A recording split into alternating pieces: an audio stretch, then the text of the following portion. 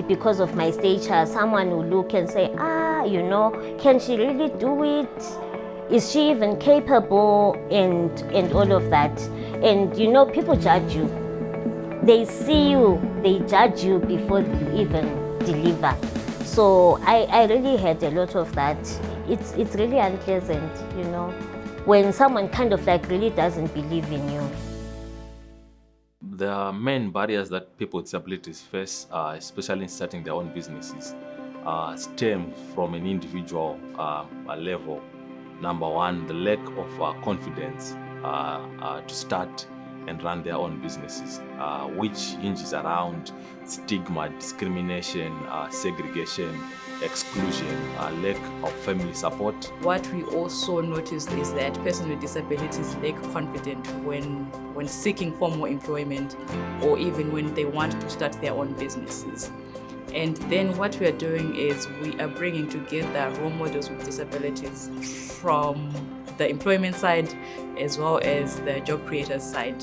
And these role models then have experience sharing workshops with our participants so that they boost their confidence when they want to seek employment or to start their own businesses. I was driven by passion to start, though I started very small, like doing house calls, door to door with a very small makeup bag, with like 2 foundations that I would blend to get the complexion.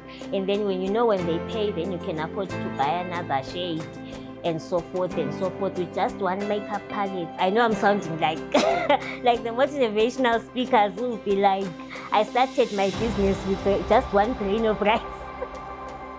I work in a space where we interact with politicians, senior government officials, up to the presidium at some points, and the interaction sometimes say, oh, you've been doing this, I didn't know you actually had a disability. Or when you work in a radio space like this, when you meet other people we have never met with, they say, I didn't know you have a disability. So it actually confirms to me that my story is changing someone else's perspective towards disability. They are now learning and understanding that people with disabilities can actually do that. So it's a little glorious moment that gives you confirmation of that you're doing the right thing, and also you're also influencing other people's lives positively.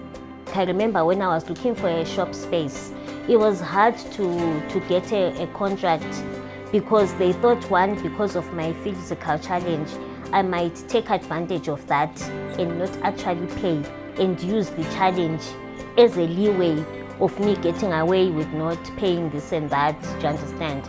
So it was really hard to convince them to say, no, I will pay, I will own up, I don't use my challenge, as a form of being pitied or stuff like that. What we are then doing is we are sensitizing these financial institutions so that they are more confident when they are extending financial support to persons with disability. Our role as an implementing partner in this project is we scout for participants for this project, which are people with disabilities from training centers, communities, churches. After we've successfully onboard our participants, we then introduce them to what we call Accenture Skills Training, in which they learn, in which they undergo several modules. We then now move on to again go out and scout for mentors, which are individuals from various companies and organizations whom they can assist us in mentoring our participants. Some of us, you don't even know where to start. You don't even know what to do. You have an idea, but implementing it becomes a bit of a challenge. So obviously this program then comes in with the mentorship. It's always nice to interact and be led by someone who has done it. I would love to see more people with disabilities in action, in business. I think if we go the route of pro-disability legislation, which means that it becomes mandatory for each and every sector to be able to accord persons with disabilities their rights. And that's the society that we want to see in future, where persons with disabilities can exercise their fundamental rights without being discriminated against, without being excluded, and they have the capacity to contribute to the economy of the country. My message is it can be done. It's possible.